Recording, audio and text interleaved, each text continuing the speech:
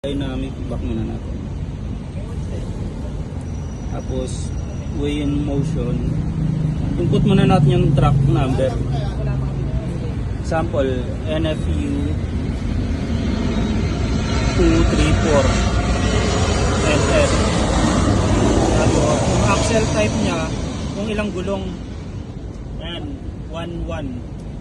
Pag ano naman na yan, 1-2. Halimbawa, yun yung track na ano naman. Meron din naman siya dito. Ito, 1-2. 1-2. Pero ito, 1-1 lang. 1-1. Tapos, enter. Yan. Tapos, pwede mo ng ano. Ibig sabihin, set namin, depende sa type ng ano, sa daan sakyan. Yes, sir. Yung gulong. Pag dynamic, sir, ito, dynamic yung dalawa yung pagpipilihan, sir. Dynamic sa static. Static naman yung hindi isa para i-defuse. Pero hindi mo i-set yung